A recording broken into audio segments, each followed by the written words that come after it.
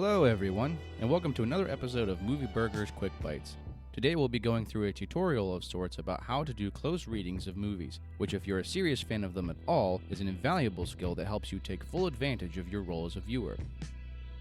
What I hope to demonstrate here, if nothing else, is that actively engaging with a movie doesn't have to feel like homework, and you don't need to already be a film buff to be good at it.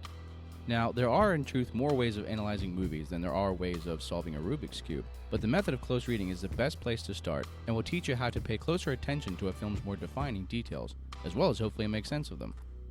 If close reading can be broken down into a simple process, it is this. These 3 steps will allow you to work your way through the most basic layers of meaning in a given movie, beginning at its surface and ending at its core. First, you take into account the story's premise. Who is it about? What sort of conflict are they involved in? And in what context does everything take place? For this step, it's also a good idea to be familiar with the various types of basic story conflicts as shown here. Next, keep your eyes peeled for details that are meant to give the movie its flavor. By this I mean you have to be on the lookout for the kinds of details that make its story cohesive and hopefully original.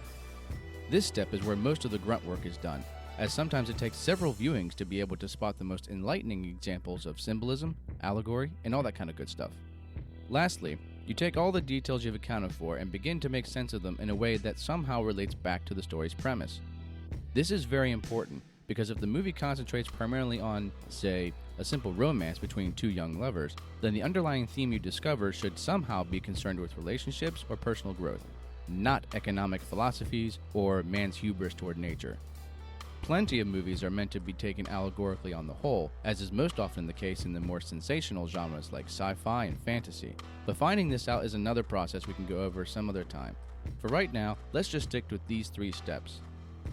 There are, of course, a million different movies that we could choose to demonstrate the process of close reading, but in an effort to keep from biting off more than we can chew, it seemed wise to choose a movie that's relatively easy to analyze, but still an example of smart, careful filmmaking. I therefore give you this past year's It Follows.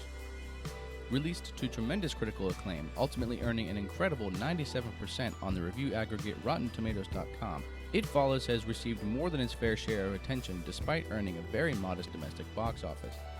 For those who aren't familiar with the film, it's a horror story about a young girl who, after having sex with a seemingly normal boy, assumes a curse that has her relentlessly pursued by a mysterious supernatural entity that only she can see and which takes the form of any person it likes. And her only options for survival are to live in constant fear as a vagabond or evade the creature just long enough to pass the curse on to someone else. As we can see, the premise here is rather straightforward. Within the scope of just a few young characters living in cookie-cutter suburbia, a sweet girl has a chance sexual encounter and unwittingly takes up the responsibility of choosing how to cope with her heightened sense of vulnerability to mankind's eternal enemy, death. Many critics and bloggers were quick to conclude that because the curse is both contracted and passed on through sex, that the core of the film was based on the fear of sexually transmitted diseases. And seeing as how the connection between sex and death is so direct in a premise like this interpretation is not exactly out of left field. That being said, basing any interpretation of a film on its premise alone is a trap that you should make every effort to avoid. Because if all you needed to work with was a movie's premise, then you'd be able to get by with only watching trailers. The time it takes to watch an entire movie would be completely unnecessary. But since we know this is patently untrue, we continue. To the credit of more observant critics, they recognize that this fear of STDs is in fact rooted in a broader and more profound fear of mortality. These critics have often cited the film's blatant references to T.S. Eliot's modernist poem, The Love Song of J. Alfred Prufrock, spoken here in a classroom setting, as well as Dostoevsky's The Idiot. What are you reading? The Idiot? Critic Scott Weinberg even spends a good amount of time covering this topic in the DVD commentary. For anyone old enough to have puberty in their rearview mirror, this conclusion about the fear of mortality makes perfect sense, because just as teenagers and 20-somethings begin to feel empowered as sexual beings, they also begin to fully grasp the reality that nothing in fact lasts forever. Keep in mind that explicit references like these are not in and of themselves examples of symbols or motifs, or at least not usually. What such references are good for is suggesting that there are hidden symbols and motifs that are somehow related to them. This is where a sharp eye really comes in handy. When looking for telling details about a movie's thematic intentions, it's imperative that you keep an open mind. Not everything that you see or hear carries a special significance, but things that may have initially seemed meaningless could potentially be pieces of a puzzle you didn't know existed. And perhaps that puzzle hints at a concept that's connected to yet another puzzle.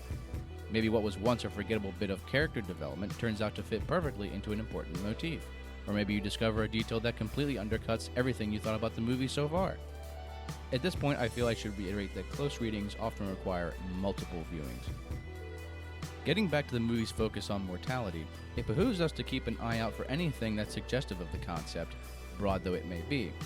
And to help make things easier, just keep asking yourself the same question over and over. Why is the director showing me this? As in, what is the movie going out of its way to show you? Upon watching It Follows, it becomes difficult not to realize that between various pools and beaches, we often find our characters near or in some sort of body of water. We as viewers have to assume that something so obvious had to have been arranged on purpose, and then we have to ask, why? Well, in order to answer that question, we have to start thinking somewhat creatively. Since the two types of locations are fairly distinct from one another, we should feel encouraged to think about them separately. So let's do that. Beaches are traditionally thought to represent thresholds of some kind, or the figurative transition from steady ground into unknown territory. So given the story's context, they could possibly represent the in-between condition of most young adults, who are eager to venture into the open world of adulthood, yet hesitant to abandon the familiarity and safety of their childhood. This interpretation would help to explain several things. First, we learn that our main protagonist, Jay, is a college student, which is a period most people associate with exercising independence and exploring the new and the different. Yet she continues to live at home and seems content with an inactive and familiar social circle. Second, it is at these places of transition where we see Jay and other characters in the greatest amount of danger, between the young girl at the beginning of the film, the makeout spot where Jay decides to sleep with her cunning companion, and the lake house where everyone save for one girl elects to stay out of the water. Should we really take it as a coincidence that in the scenes where the characters appear most vulnerable, they are shown next to a symbol that highlights their immaturity? Thirdly, the symbolism of the beach gives us a point of contrast for how our main character is depicted in pools. If the ocean is a place of turmoil and exposure, then it fits that we see Jay in an enclosed area like a pool as a sort of sanctuary. But why would this be the case? What kind of sanctuary does a pool remind us of? And then it hits us. Thinking back to the theme about an emerging fear of mortality, we can see the pool evoking the safety and languid environment of the womb. Sticking with this train of thought, the next step is to note exactly when we see Jay in her backyard pool, which is before she contracts the curse and after her first attempt to pass it on. The first instance can be seen to express her relative immaturity, aided by a slow pan up from a line of hopscotch squares on a nearby sidewalk. Adding on to this idea, the second instance suggests a desire to circle back to that state of immaturity, as if she were in denial about the transitional process she's found herself in. Later on, after the creature kills the gallant boy that had sex with her in a desperate attempt to put an end to her misery, her guilt and fear begin to catch up with her, and it's at this point when we see that her backyard pool has somehow been busted open. Not only does this signify the destruction of Jay's sanctuary, preventing her from ever going back to the oblivious comfort of childhood, but if we continue to think of the pool as a womb, then we can't help but also see this as the moment of the water breaking. And all of a sudden, we find ourselves with what could turn out to be an evolving metaphor. But if the destruction of the pool represents the water breaking, then what represents the moment of birth? The answer to that is found after Jay and her friends decide to confront the deadly creature by crossing another kind of threshold called 8 Mile, which in Detroit, the movie tells us, is the street that serves as the border between the city and the suburbs.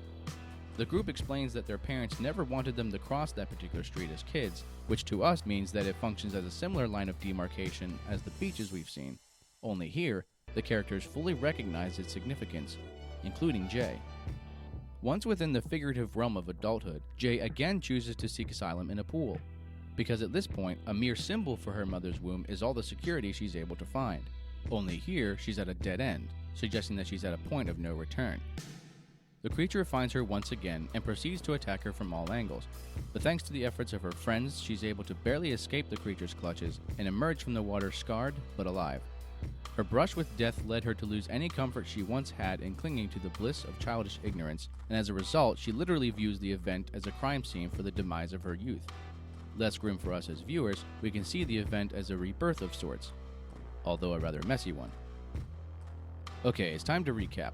Using the premise's preoccupation with vulnerability and mortality as a starting point, we found related details that include beaches and other thresholds that delineate childhood from adulthood, and a pool that is first suggestive of Jay's general immaturity, but evolves to represent her emergence into a whole new world. Finally, after tracking all these details, we have enough to put a fine point on what the underlying theme of the story is. Simply put, it is about the period of maturation between young adulthood and true adulthood, and how it's absolutely terrifying. It's about how that process of enlightenment can be excruciating, yet there's no getting around it. Anyone who has been through this transition before, or is going through it right now, can attest that it is indeed a scary period in one's life, akin to a second round of puberty, or as the film suggests, a kind of rebirth. Only instead of emerging into a world full of possibility and wonder, you lift your head to discover that the real world is even more difficult and dangerous than you ever imagined. Moreover, you realize you're just as vulnerable in adulthood as you were when you were an infant, with the only comfort left to find being someone to share that vulnerability with. Circling back to the premise we established earlier, we see that this theme easily fits within its parameters. Our protagonist's age and relative seclusion from the adult world, mixed with her newfound vulnerability and fear of mortality, show great relevance with the concepts of reluctant maturation and accountability. At last, we've checked all the boxes. Since we've confirmed that the theme we settled on relates directly back to the movie's premise, we can now feel confident that we came to a valid and defensible understanding of the story. Before we end, I should say that there are a ton of other details that I could point out to further support the main theme that we arrived at, but hopefully I've succeeded in showing the level of curiosity and engagement needed to perform a proper close reading of a movie. Once you get the hang of the process, and it doesn't take long, you'll be amazed at what you're able to find even in movies you've already seen 100 times. And if you really get a rush from exercises like this, then be sure to stay tuned for all the Movie Burger videos to come. Thank you so much for watching.